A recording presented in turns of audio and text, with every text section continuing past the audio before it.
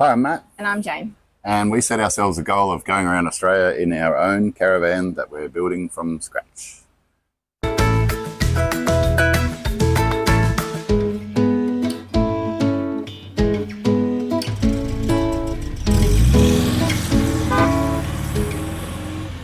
We just thought we'd explain a little bit why we're building our own caravan.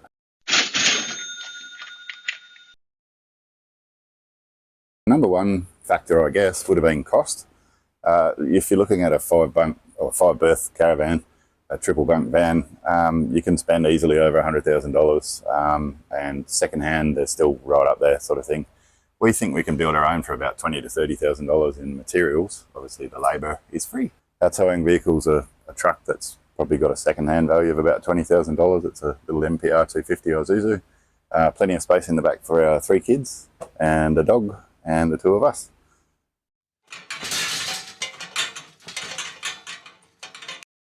There's no wood or inferior materials. I've fixed a lot of caravans over the years in my engineering shop in Newman, and we've seen wheel wells made out of painted plywood and walls made out of sticks.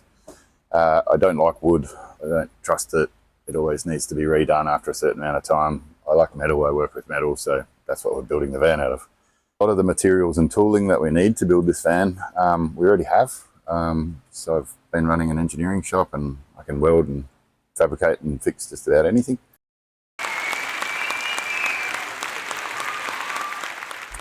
We're making memories every day building this van. It's going to be a hell of a ride, but fun project. Yeah, I like projects, I like building things, so for me this is quite rewarding.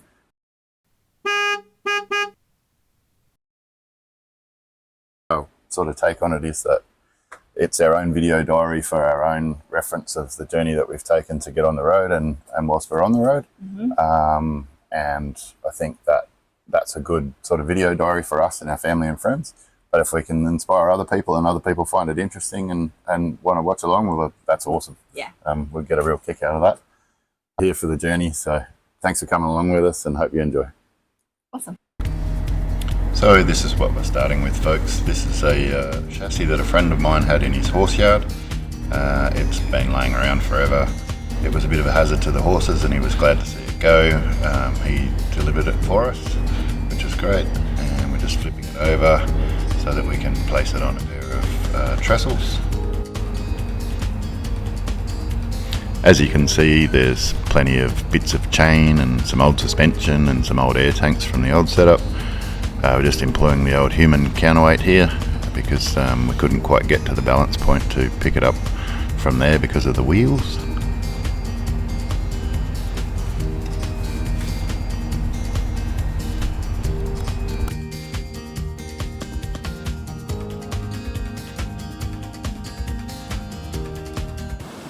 Okay, so we just had a bit of a measure up. The goal is to build a caravan that's about 6 metres long in the habitable space of the van. You always want your axle to be a little bit behind the centre of your centre of gravity. We've done a measure up and it looks like to extend this chassis to make it accommodate a 6 metre long body, we're only going to have to add about 1150 millimetres to the end of the chassis. These springs are actually in really good condition. All the rockers and pins are in really good condition. We do have one bent axle which we'll remove today and replace. This axle is great, it's straight, it's in good condition. So we'll just strip these non-braked hubs off and we'll replace them with backing plates and the electric drum brakes. So it looks like this axle group doesn't actually need to be removed today, and we're just going to do a bit of a chassis extension. We'll do some reinforcing plates either side of that after we grind the welds back flush, and that'll get us the length that we want. And it's really good news because we can reuse these spring set. They're good 3.5 tonne springs. They cost about $600 to replace, so that's a big saving and we're really chuffed. Hi, it's me from the future. You might be wondering why we're cutting off all the springs and spring hangers. We had an extra axle added onto this van at some point, which is just a single axle on its own, with some fairly bodgy spring hanger brackets, as you can see. So we're just cutting them off. They're not required for what we're doing. We later on figured out that the spring sets that I said were in good condition, when I went to take them off of this chassis, they came apart pretty hard, and the pins and the rollers were not in as good a condition as I thought, so we ended up replacing them with some brand new springs. And here's the TA grinding back some welds and getting everything nice and neat and tidy. And here we're just cutting off some of the old cross members and bits and bobs of rubbish that have been welded onto this chassis at some point in time. A couple of old air tanks there. Obviously it used to have an air brake setup. They're being unceremoniously piffed into the scrap metal bin. So like I said, we ended up having to go and get some new springs, which was probably a good thing, and some new axles, because I was informed by the people at my trailer parts supplier that the axles would only support 2 to 2.5 ton because they're not parallel bearing. So we ended up with some nice new axles and spring sets, and by the end of the day that's where we got to. Got Timbo giving us a hand today. Plan for today is to build the subframe for the suspension. These are our new springs, 3.5 ton rated springs. So what we've done here is we have stretched the springs out because they're roller rocker setup. So as the spring compresses, the little roller in there moves further up the eye as the spring gets longer, and same at that end. So to work out the full length, we've had to stretch them right out and clamp them to a bench. So we're just going to measure that now, and that'll give us the dimensions for our suspension subframe, and then we'll build that on the bench, weld the springs onto the subframe, and then get the subframe onto the chassis, which is out there. Here we go. And Tim's an old boilermaker by trade. He's been out of the trade for a little while now whilst doing supervisory roles, but it's really great to have Tim giving us a hand. And at some point in our travels, Tim's Tasmanian, we'll be spending some time with Tim at his place on the east coast of Tasmania.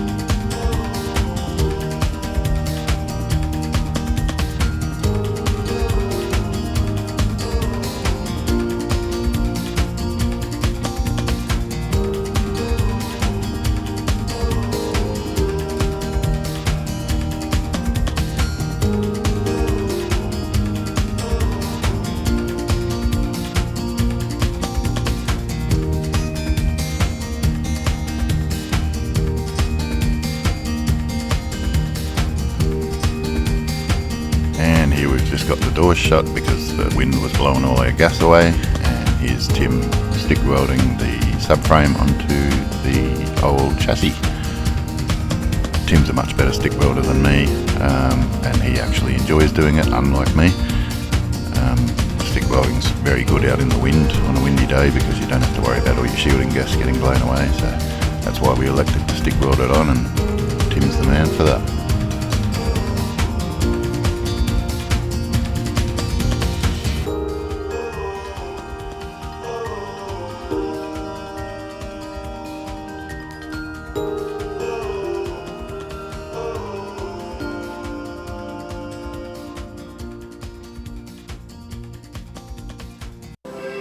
exciting day. Let's flip it.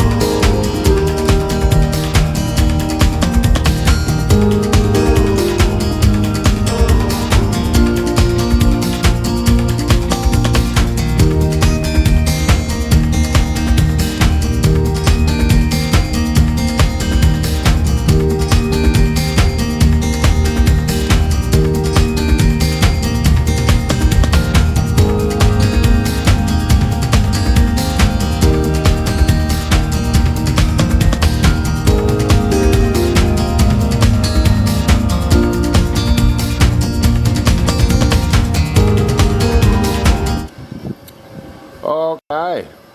Hello, Miss Jane. Hello. We've just been doing some rough layouts, and this is probably why you should plan these things, but we've just been making some marks along the length of the chassis to sort of figure out where everything's going to go. So the first, we're using standard full-size single bed mattresses for the kids' bunks. So they're 920 millimetres so long. And then we wanted to leave some standing room between the kids' bunks and the wall. So we've got a nib wall going there. And then we were going to put the shower right there. And then I sort of realised that we've got a bit of a problem because we don't have a truss chassis. And if you look there, the wheels already, without any weight on them, actually protrude a little bit above the chassis. So we're going to have a elevated wheel well which will protrude through the floor. That's not a problem. The only problem there is that's where we want to put the shower, and the shower needs to be mounted on a flat surface, and we can't really have a wheel well in the way. So unfortunately, when we mounted the suspension subframe, we kind of sent it home. We're going to have to chop out all these welds, and we're going to move this whole suspension subframe forward so that the wheel well is just past the shower. And opposite that, on the other side of the main central corridor, will be the toilet. So the wheel well will protrude up into the underside of the cupboard, which will contain our washing machine, and on the other side it'll protrude up into the underside of the bathroom vanity. All of which is okay by us, but it's going to be a bit of work. Got to undo all that and do it all again, so we might be going back upside down again, folks. This is why you plan shit out, I suppose. Never mind. Never built a caravan before, but we'll have a crack. Alright everybody, happy days turned into a bit of a shitty one. Let me just explain what we got going on here. So we pulled the trailer in, and it wasn't an optical illusion, because when you look down the main beams, if I just go off to the side a little bit, she's actually got quite a bend in her.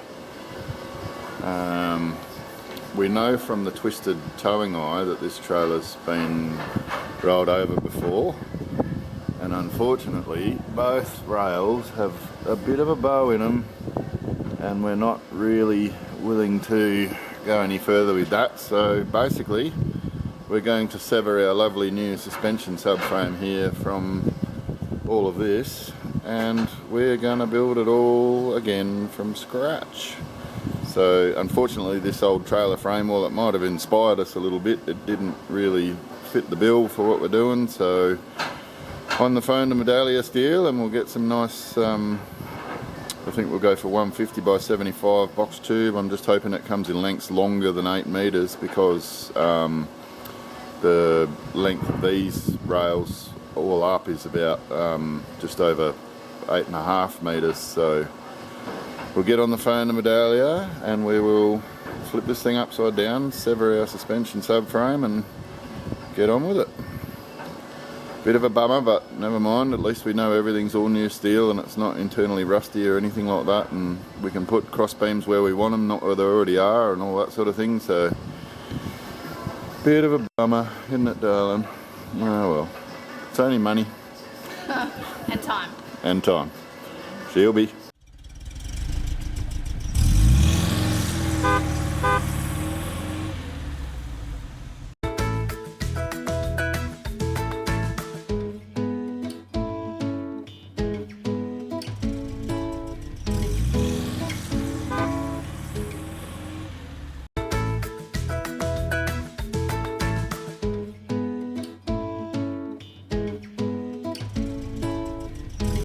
Okay. Watch this one.